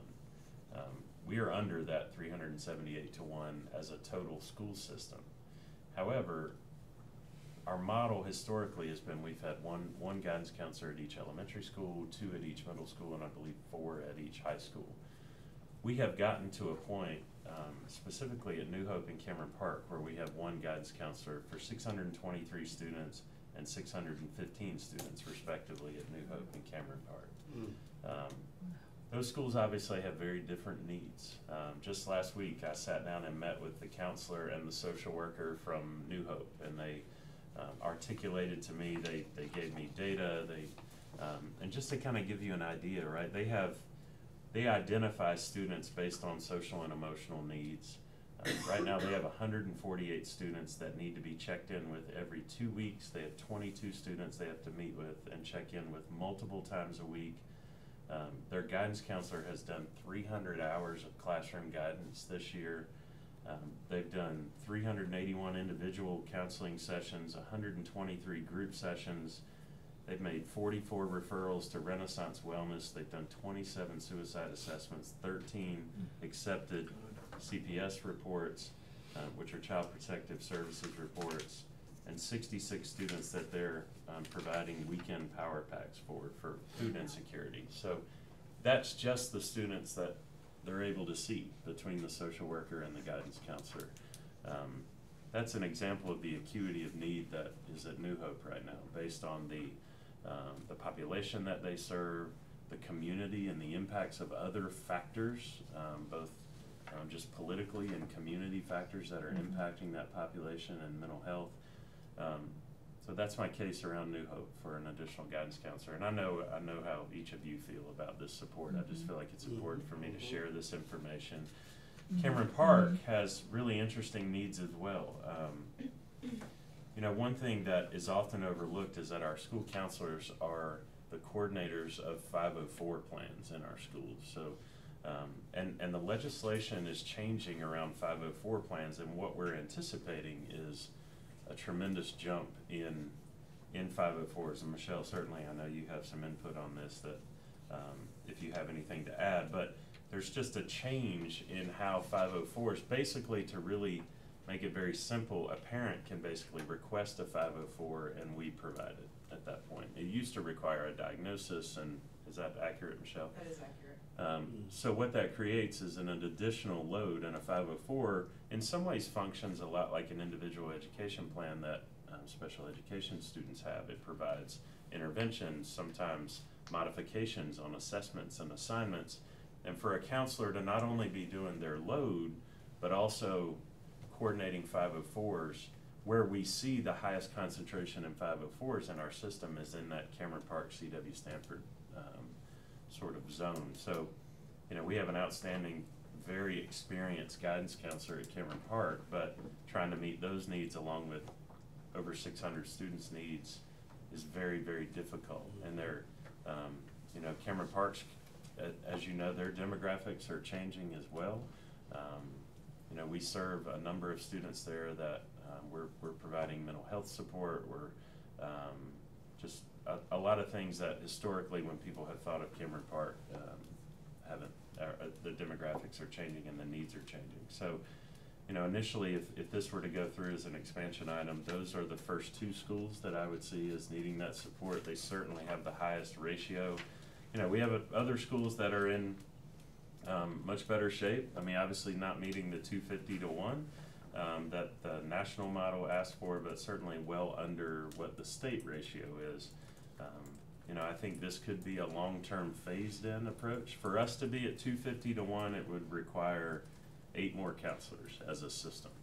And I'm certainly not before you tonight asking for 8 guidance counselors, but I think these two schools with ratios of over 600 students to 1, and after meeting with these counselors, I've certainly met with Kim Ward at Cameron Park before. She has communicated to me her needs, and the group at New Hope tracks their data as good as any student support group I've ever seen, as far as guidance counselors, social worker, social work intern. That team knows their kids, they know their needs, and they also know the kids that they're not able to get to because they triage based on immediate need, right? And so an additional guidance counselor would help tremendously at both schools. Any questions on that? Well, Hillary has a comment or question. It was actually a question back for Rhonda, so if Okay. there's anything that anybody wants to say about what Dr. Ward just shared, I can. Okay, so I'm probably going somewhere with this, but Rhonda, can I have you repeat your description of what the literacy facilitators, what we're sort of hoping to find in them? Let me hit that. Yeah. Yeah. Well, I just was specifically, well, okay, I'll tell you what I'm getting at. I thought, and I'm just not sure I heard clearly what you said, but I'm wondering how closely this is tied to AIG. So, I just heard that, and I just wanna. Really the goal here is to separate, right? Because right now what we have is one individual that's doing all of secondary literacy, so 612 literacy and AIG K-12 for the system. Sarah Baumgarten does all of that work right now.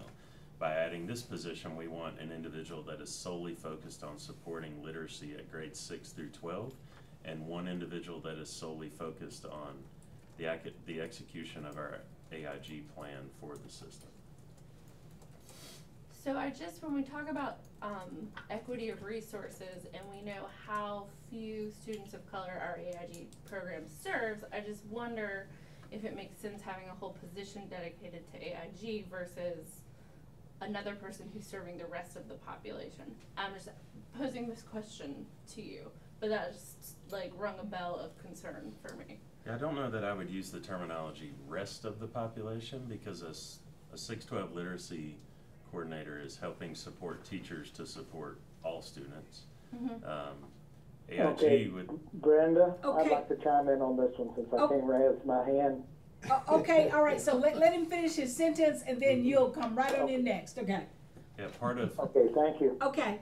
Part of the work, and our AIG plan will be coming back before the board very soon, but part of the execution of that plan is for that very purpose around how we nurture students of color and their talent early, and the strategies associated around how we identify students, how we train teachers to recognize talent and nurture talent, all of that. So we want an individual that's solely focused on not just supporting AIG teachers, but all teachers on how we identify talent and use those best practices for all students in the classroom. Okay. So that's, I guess as we talk about it more, I would just be interested in making sure we're sort of like highlighting that and just sort of circling back to it. Okay, Matthew? Matthew? I'm also following up on a similar concern that Hillary was expressing, that when you look at the percentage of our population, student population that's in AIG, to have one literacy coach dedicated to that population and another one dedicated to our other students, I don't see that that's the way that we need to be going if we want to get the resources to the students that actually need it. And I heard that we're going to revisit it, but I also have some concerns about this. so just to be clear, we're not saying that one person does literacy for AIG kids and one person does literacy for all the rest of the kids. We currently have an elementary literacy specialist. We have through this model would have a 612 literacy specialist, and when we have that at the central office level, central office jobs are to train adults, right? I mean, that's primarily what they're doing, training, coaching adults in the system. The AIG specialist would be doing the same, right? Like the cohorts we have right now of getting more teachers in our system AIG certified. The implementation of the programs that we have at kindergarten, first and second grade around nurturing of talent and earlier identification of giftedness in our students and doing that work. The implementation of the multiple pathways and the mindset work that goes around that as well. Like, so that is the work of a district AIG specialist, not to mention the compliance that goes along with that. There are differentiated education plans that go with that. There are other factors to the AIG side, but Mr. Roberts, I just wanted to clarify, it's not that one's doing literacy for gifted kids and one is doing literacy for all the other, that's not the model at all. Fair enough, but we may want to sit down and make sure I better understand how it's going to be allocated. Yes, sir. Okay, Steve? The question I had, Rhonda, the 193 per pupil increase does not include the separate funding of $300,000 for the equity initiative, right? Correct. So assuming that the manager convinces the county commissioners to put that in the total budget request, then that 193 would jump to maybe 250 or something? It's roughly $35 per pupil to factor in that 300,000. So it'd be 200 plus the $30. Okay. All right. And Chapel Hill Carver was asked for how much? 469. They've asked for a $469 per pupil increase. And is that based on the fact that they're perceiving a need for 30 additional teachers? They have a very large ask, from my understanding and what I've seen, around safety and security. Okay. Yes. All right. You know, and just so our public knows, we have large amounts of money allocated in our bond, in our CIP, and in fund balance to do safety and security upgrades at our schools. That was part of what we asked our voters to vote on as a part of the bond package. I can't comment I mean, I'll certainly let any of you comment as to why that would be the case in Chapel Hill, but you know, I do want our community to know that when Chapel Hill goes forward with that ask, we have money allocated for that work.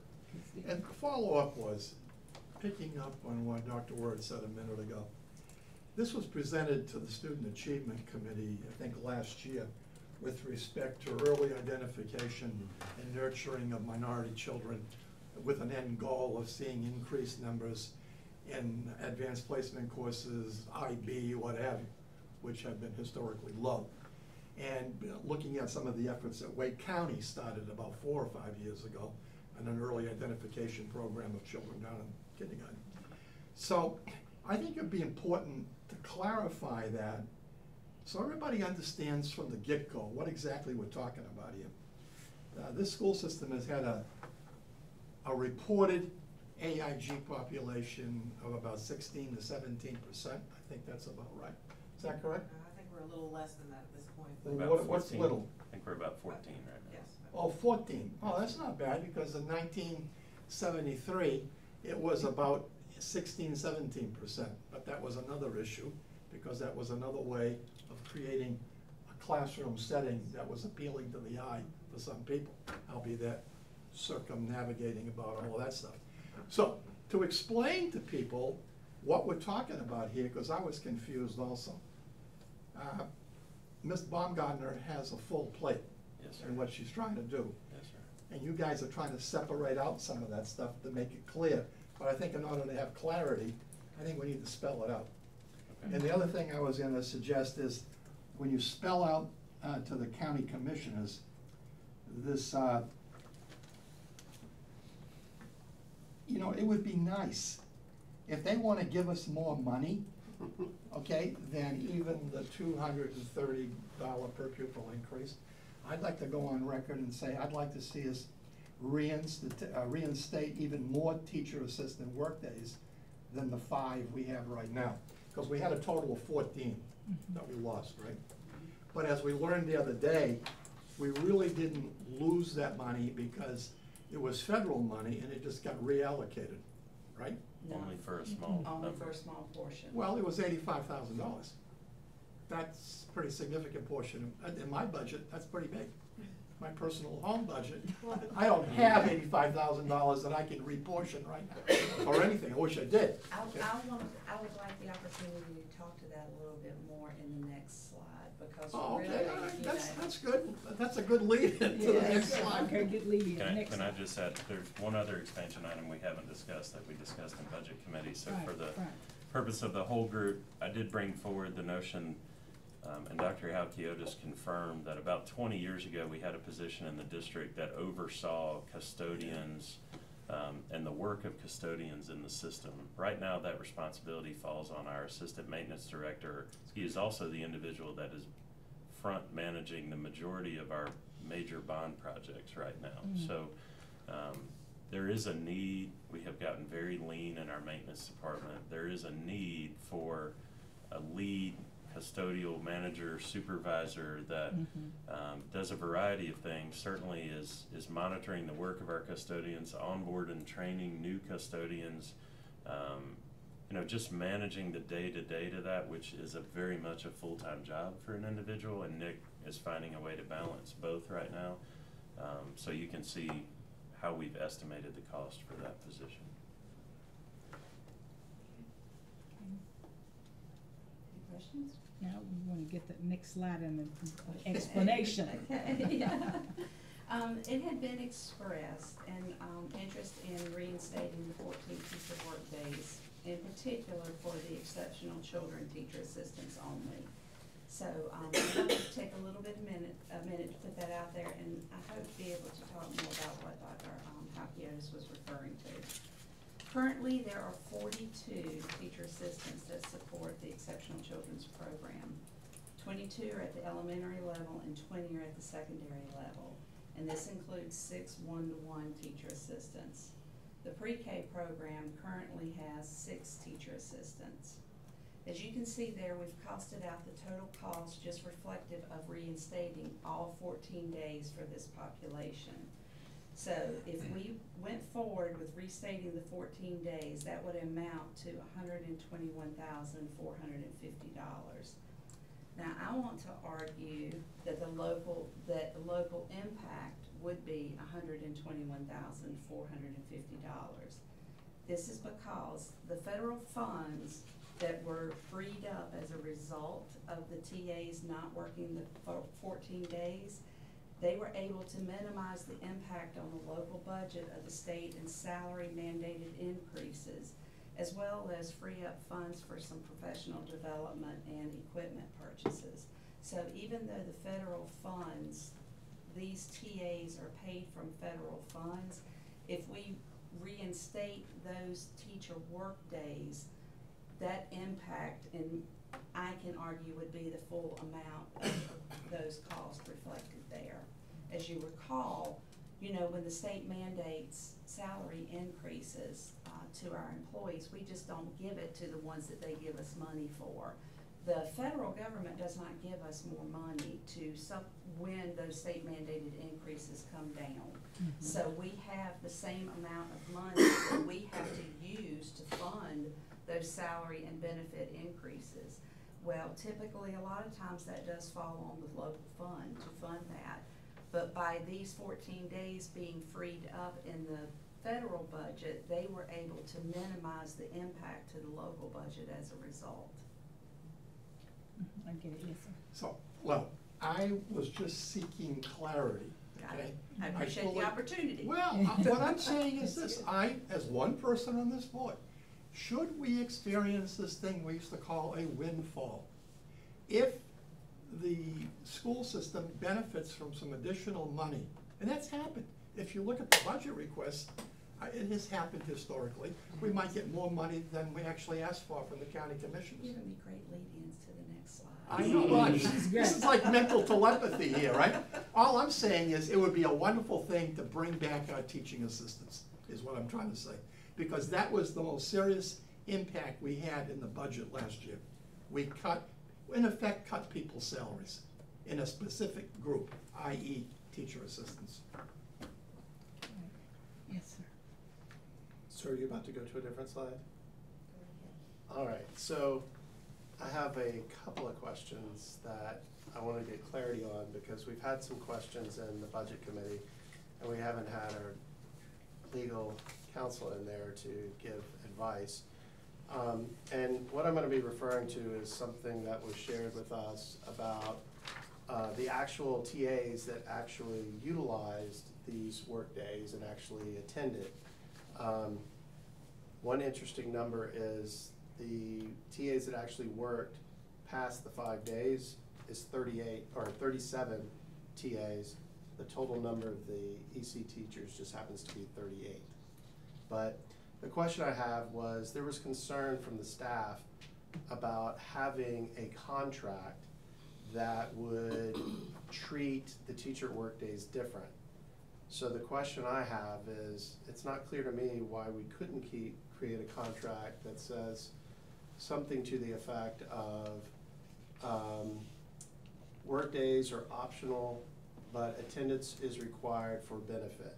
In other words, if you choose an AVL, or you can't choose an AVL on a teacher workday, but if you do attend, then you are eligible for that additional pay, versus just saying, to the concern originally of the staff was, hey, even though we have offered it historically, there's only a small percentage actually, you know, physically going to a teacher workday. Therefore, the teachers aren't getting the benefits of the TAs in there. So my question is, why can't we rewrite the contract where, hey, if you're not gonna work, you don't get the benefit, and that's okay. But if you do work, you will get the benefit and get compensated for doing that work day, versus hearing we can't do it. So what, are you saying that if it's listed as a work day, what you're finding is that there's the data would suggest that people may not work that day and use an annual leave day? Mm-hmm. And so that we're still somewhat paying it because they're using a leave day and it's. We are paying. We are paying. That's the concern. We're paying it with that. That's the concern. And so your question is whether you could make it that it's not a day on which you can take leave. It's just simply that if you work, you get paid. Yes. So in other words, they have a base contract that says, here's what you normally get, and that's covered. So, because we treat them as, you know, not an hourly employee, we treat them as, you know, kind of a salaried employee, which is great. But my question is, why can't we treat the teacher workday as a addendum that if you do work those days, you will get compensated, but you can't take an annual leave day and not work those, but get compensated as if you would. Right. Because that was the crux of the discussions we've been having, is instead of saying everybody gets it and then nobody uses it and we still pay the full amount, Why don't we say, hey, if you really want it, you go there and you can get it. You can get that benefit and get that additional pay. And then that would address even the first 5 days if we reinstate it, or however many we do. That this will address a bigger picture problem that I think we have, which is how do we ensure that the people that want to take advantage can do it versus just either all or none. Yeah. It's a pay if you actually work a proposal. Yes, for those days. For those specific days. 14 days. Right. So that's something I would want to look at. I have not had that question, and it would be one that's got some, I just want to look at some Fair Labor Standards Act questions and some state statute questions and so on and so forth, but it's a fair question. I mean, if it's doable, it wouldn't be difficult to be able to put it either in calendar or in language that would be presented to the teachers. We don't typically have like contracts with each teaching assistant. They're just hired and they work, they're 9 months or 10 months, whatever it is, and that there's a calendar, but that would list when they could work. So there would have to be some provisions around that, whether it's in the calendar, the work calendar, that would say this is your standard calendar, days that you're expected to work or use leave, and that these are additional days almost that you only get paid if you work. And so that's something I have to look at. I understand the question, just wanted to crystallize it. The only other thing I wanted to comment on that is more challenge to the board, that I'd like to request that the board take advantage of going to one of these inclusion classes, especially one of the teachers that wrote us, and requested us to look at it. And all I'm asking is you take an hour out of your day just to go visit and take a look in there. Thank you. Yes, so you'll notice, I mean, this item is not in my recommended budget. But certainly out of respect for Mr. Atherton, he has requested this, and I respect the ask greatly, so we put it in here tonight to be able to have discussion. I do feel it's important for me to say that I can't confidently, in my opinion, and of staffs, I think, they're giving me the head nod, that I can't argue that this job is harder than our other TAs, right? I think it's different work, but we have TAs in regular ed classrooms every day serving EC kids, homeless kids, kids that are trauma informed, or experiencing trauma. I mean, so there are high needs and significant needs in a lot of our classrooms that all of our TAs are supporting. So I just want you to know that's why it's not in my budget. It's certainly no disrespect to the ask that's come forward, but as your superintendent, I cannot say that one is harder than the other. I think they are different jobs that have very different challenges at times, but not one greater than the other. So that's why it's not in my budget. Ultimately, this will become your budget as a board, and if that's what you choose, then so be it. But that was my rationale for it not being in my recommended budget. Right. Yes, sir. I think it's important to have this kind of discussion. Yes, sir. It's very worthwhile.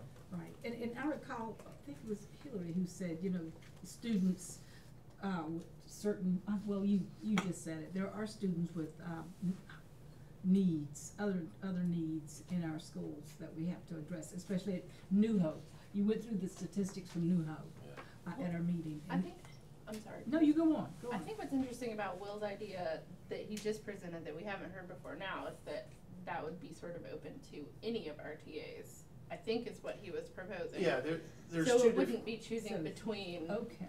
Yeah, Okay. Just for clarity. Okay. I mean, when we were going through this and we were looking at who's not using, and we got the request from the teachers and visited, I stepped back to look at what are we trying to solve, and the issue was we're not really getting the attendance. That's why we removed it originally, and then we were seeing teachers saying, hey, I need it.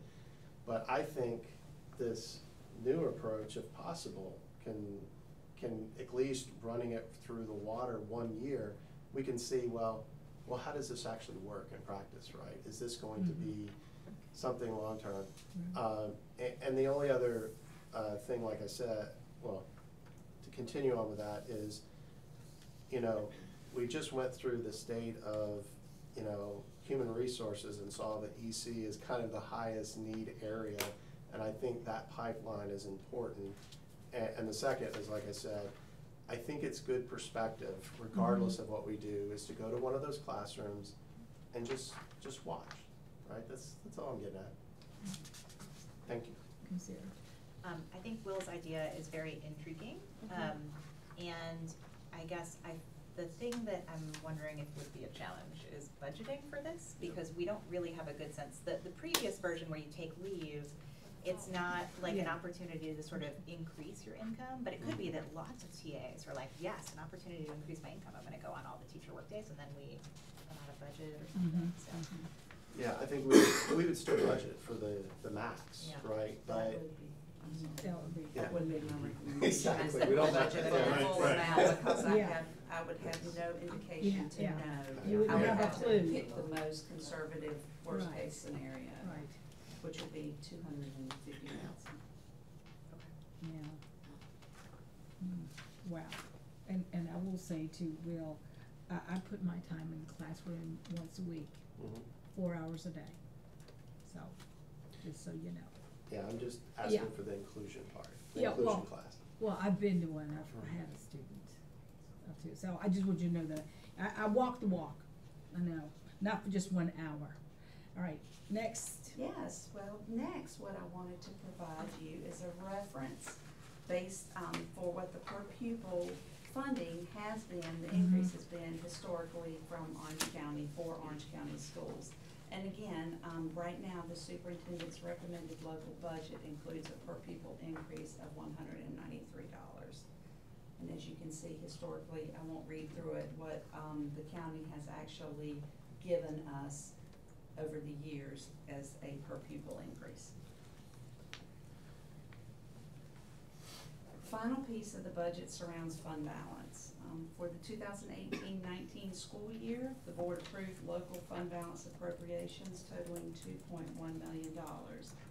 This left Orange County Schools with an unassigned fund balance of $1.7 million. The superintendent's recommended local budget totaling $35.5 million would require an unassigned fund balance of $1.9 million to remain in compliance with the county's policy of designating 5.5% of your local budget remain in unassigned fund balance. And finally, the superintendent's recommended local budget includes the following recommended local fund balance appropriations for fiscal year 20. $250,000 for furniture upgrades throughout the district. This includes bringing the district in compliance with DPI standards, as well as creating more collaborative classroom spaces across the district. $500,000 additional funding for the corporate drive facility upfit. Staff will be presenting more details surrounding this facility and the potential expenditures at an upcoming board work session. If I could just add to that, I know that came up at Budget Committee the other day. At our next work session, I'll be coming to you to just facilitate a discussion with the board about the back building at the Meadowlands facility or corporate drive. We have talked about several uses for that over the course of the last year. I've been working with Ms. Cobb on a number of things, but I want to present to the board a couple reasonable options just to consider. And then this would be, we know that to use that back building, we're gonna have to do major parking upgrades because there's simply not enough to host a school there, and with the number of staff that are in the front building as well, and parking for the community that are to use the front building. So those are some of our thinking around just preparing for the beginning of the work with the back building and having that money associated. So just a question, on expanding the parking, would that mean removing the field? It could be. Okay, yeah. okay.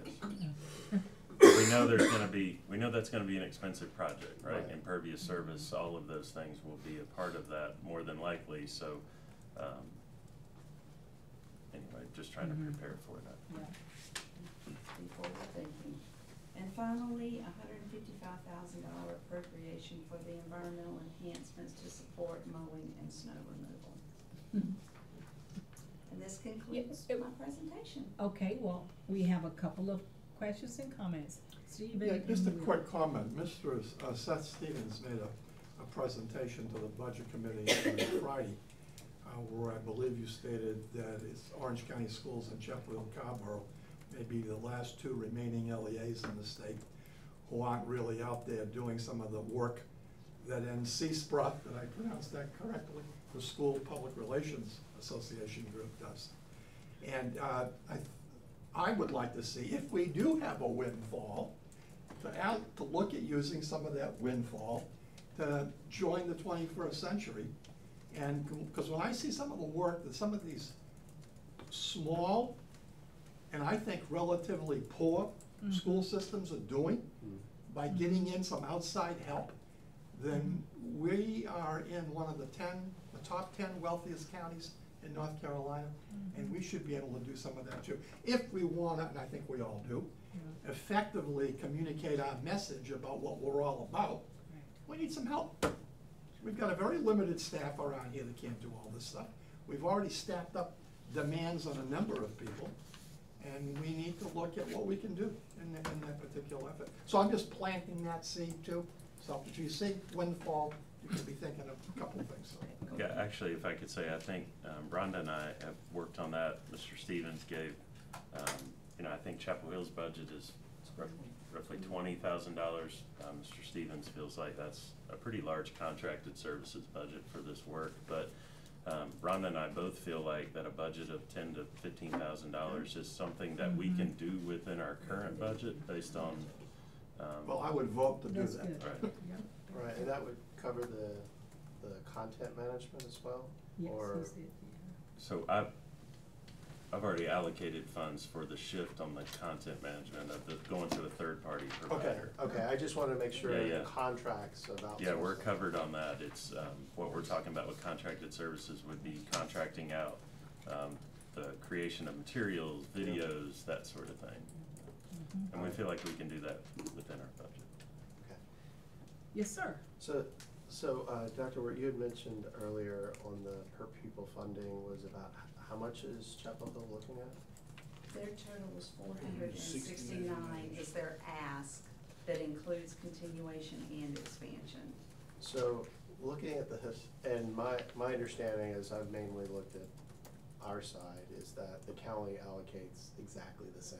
Correct. Correct. So I only see 1 year in 2015, the most was $302, and there's no other year close to that.